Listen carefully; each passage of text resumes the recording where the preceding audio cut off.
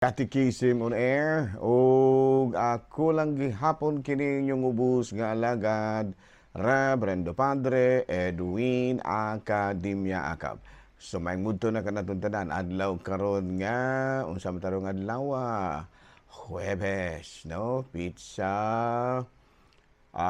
kuang karong adlaw mahigala pizza 23 na kini sa bulan sa Abril. Nahala no, may mudto na kanaton tanan manghigala nang hinaot kita nga ana kitang tanan sa kapiskay sa panglawas ni ining kamudtuhon. Nahala no, may mudto na kanaton tanan nang hinaot kita nga ana kitang tanan sa kapiskay sa panlawas.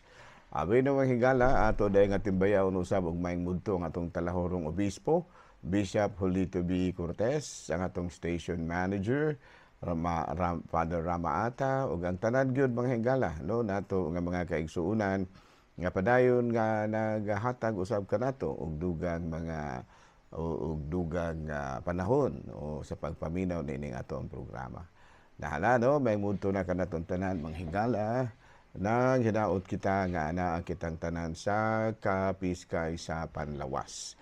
Okay no, ato di ay nga timbayaon usab og mayong mudto ang atong talahoron nga mga ang ato ang mga monsinyor, mga monsinyoray. Ayan no. Abi no padayon ta mga gala ato karon nga ari kita sa ato ang CBCP News, balitang simbahan niining kamudtahon, niining kamudtuhon, no. 20,000 ka mga paper cranes ang mga gipang fold sa mga bata sa Quezon City in global plea for peace, no, sa ato pa muraba og naghimo bitaw sila og paper missile mga higala, no, gaunta no ang makuha na kanang malinaw na ang tibuok kalibutan.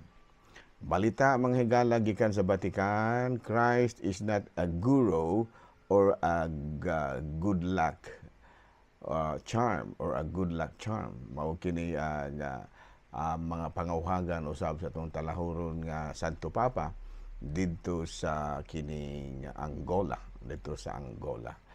Matud pa, dili maayo nga gihimuon na itong murabag anting-anting ang Ginoo. Doon na may uban nga urang himuong anting-anting ang Ginoo. Sa mga kato mga higala, mga balitang simbahan ni ining kamudtuhon o padayon kita sa ato ang pagpangalagan. Abi na padayon ta mga higala, ari kita sa atong Saint of the Day. Saint of the Day nato karon walay lain kung dili si matud pa diri sa ato ang listahan. April 23, si Saint George. Actually mga higala, daghan kaayo ang mga kasaysayan kabahin ni Saint George. Apan ang tinuod mao nga usa siya ka martir panahon sa pagpanglutos o na kanang nahimo siyang patron, no, nahimo siyang patron sa Inglaterra, Portugal, Germany, Aragon, Catalonia, Genoa ug Venice. So karong adlaw higala atong gihinumduman ang lain na pong patron sa Katolikong simbahan nga mao si Saint George. Okay, no, padayon ta mga higala, ari kita sa atuang Katikisem. Bueno, kagahapon mga higala, April 22, ang atong gihisgutan kabahin lagi ni ining kabahin sa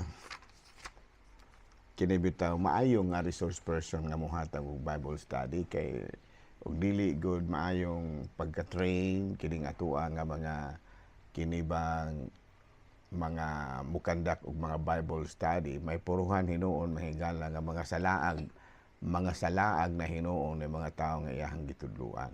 Ito lang ibalik mahigala no. Kinahanglan nga ang usa ka tawo nga mapahigayon og Bible study should possess a combination of spiritual maturity, Bible knowledge, biblical knowledge, and facilitation skills, prioritizing and guiding participants towards self-discovery over mere lecturing. Sa ito pa nga nang ma-facilitate jud mga higala ba nga ang mga participants sa Bible study duna gyud maka-connect ba ang ilahang kaugalingon, makahimo sila pag-connect sa ilang kaugalingon ngadto sa mga pagtulunan sa Biblia. Ana no? So na nga kinahanglan gyud nga ang kining atong mga facilitator personal holiness gyud. Na unya dili katong bag-o pang nahimong Katoliko mo kay delikado na no. Unya jud na gyud spiritual gift of teaching and of course nagbaton sa kinayang mapaubsanon unya sayon po kayong tudluan. Abi no arita mga higala sa sumpay ni Ana, what are the 5 steps to personal application of Bible message, you know? Unsaon man gyud nato nga ika-apply gyud pud nato sa atong kaugalingon ang mga pagtulunan nga atong ato ang nadungog nga gi-lecture kanato. Of course, position yourself. No? Aron nga pag mo-appeal bitaw ka o kanang Bible study, position yourself. Binabuti ba sabot nga free yourself from distraction. No, kinahanglan nga you should be away. You are free. You are free from any distraction. Number 2, sa imong nasabtan, imo gyung i-paraphrase. No, imo bang doon na kay mga keywords ba? Doon na kay mga keywords nga imuhang kuan, nga imuhang hinumduman. Ayaw na kayo memoryaha gyud ang tanan. Ayaw gyud memoryaha ang tanan nga imong nadungog. Ipagkuha lang og mga importante kayong punto. Mga gitawag nato spiritual principles. Unya, doon na gitawag na to mga pose a question. Ito pa, imong pangutanaw na imong kaugalingon. Nga, unsa kahay maayo ani aron unsaon man nato pagpaambit ang mga pagtulunan ni Kristo ngadto sa mga tao. Unya, plan, obedience. Sa ato pa sa imuhang paghimo, sa imuhang mga buluhaton, dili tira pasagad. Kung dili, kuan gyud imo gyung gipaningkamutan nga mapangandaman. Ingon ana no.